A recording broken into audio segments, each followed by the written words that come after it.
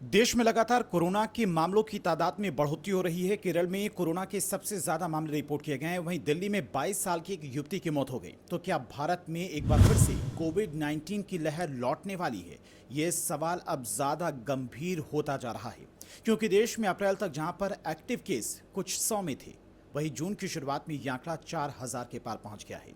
नए वेरिएंट्स के कारण संक्रमण के मामलों में तेज उछाल देखा गया है। खासकर केरल और महाराष्ट्र, दिल्ली और कर्नाटक में ज्यादा हालात गंभीर हैं, जहां पर संक्रमण की रफ्तार और मृत्यु दर दोनों काफी तेजी से बढ़ रही है। स्वास्थ्य मंत्रालय द्वारा 2 जून 2025 को जारी रिपोर्ट के अनुसार पिछले 24 घंटे में 203 एक्टिव मरीज मिले हैं, जबकि 4 मौतें भी हुई हैं। वहीं 1 जनवरी से 2 जून 2025 तक मरने वालों की संख्या 32 और एक्टिव मरीज 3961 हो गए, यानी कि लगभग 4000 के आसपास। स्वास्थ्य मंत्रालय के अनुसार दिल्ली में बीते दिन 47 नए मरीज मिले हैं, जिनमें से 1 की मौत हुई। वर्तमान में दिल्ली में कुल 483 सक्रिय मरीज हैं, जबकि कुल मौतें 4 दर्ज की गई हैं। वहीं कर्नाटक में बीते दिन 15 नए केस मिले हैं, जबकि मौतें 0 रही। लेकिन अगर कुल एक्टिव मरीज की बात करें तो यहां पर 253 कोरोना के एक्टिव मरीज हैं, जिनमें से 4 की मौत भी हो चुकी है।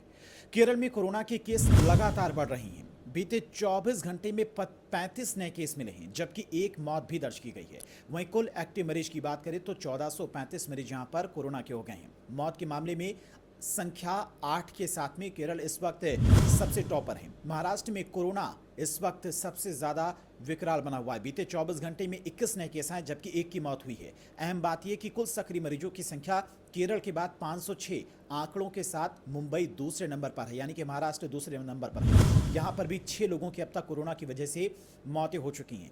अब आपको समझाते हैं कि किस राज्य में कोरोना को लेकर क्या हालात बने हुए हैं। केरल की सबसे पहले बात करते हैं, क्योंकि सबसे ज्यादा केस यहीं पर सामने आए। 1435 केस आए कोविड के, जिनमें से 8 लोगों की मौत हुई है। महाराष्ट्र में कुल 506 कोविड के केस आए हैं, 8 लोगों की मौत हुई है। दिल्ली में 483 कोविड के केस आए हैं, 4 लोगों की मौत हुई है। कर्नाटक की बात करें तो यहाँ पर कोविड के 453 एक्टिव केस हैं, जिनमें से 4 लोगों की मौत हुई है।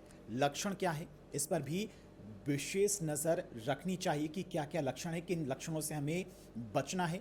तो खासकर जो डॉक्टरों की तरफ से सलाह दी है उसमें बताया गया कि अगर आपको बुखार आ रहा है, लगातार गले में खराश हो रही है, आपकी नाक बंद हो जा रही है, पेट संबंधी दिक्कतें हो रही हैं, डाइजेशन प्रॉब्लम हो रही है, मतली हो रही है, थकावट हो रही है, तो आपको हेल्थ चेकअप अपना ज़रूर कराना चाहिए। और अगर ये 4 दिनों तक लक्षण आपके बने रहते हैं, तब आपको अपनी जांच जरूर करानी चाहिए। स्वास्थ्य विशेषज्ञों ने भी कहा है कि ये लक्षण 4 दिन से अधिक अगर बने रहते हैं तो आरटी-पीसीआर टेस्ट जरूर करवाएं।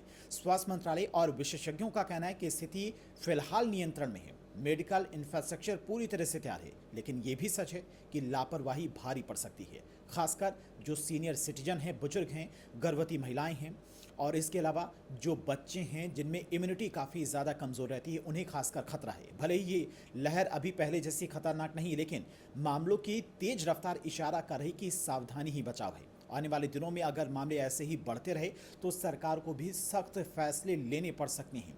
मास्क, दूरी, सतर्कता फिर से हमारी ज़रूरत बन चुकी है। तो कोविड को लेकर स्थिति उतनी गंभीर फिलहाल नहीं है, स्वास्थ्य मंत्रालय की तरफ से भी ये कहा जा रहा है, लेकिन सावधानी यहाँ पर सबसे ज़्यादा ज़रूरी है। अगर आपके अंदर वो लक्षण दिखाई देते हैं, जैसे कि बुखार है, आप दवा खा रहे हैं, उसके बाद भी बुखार नहीं ठीक हो रहा है, गले में लगातार खराश बनी हुई है, वो भी ठीक नहीं हो रही है, आप लगातार दवा खाया जा रहे हैं लेकिन वो ठीक नहीं हो रही है, और ऐसे लक्षण अगर आपके अंदर नज़र आते हैं तो आप अपनी आरटी-पीसीआर जांच ज़रूर करवाइए।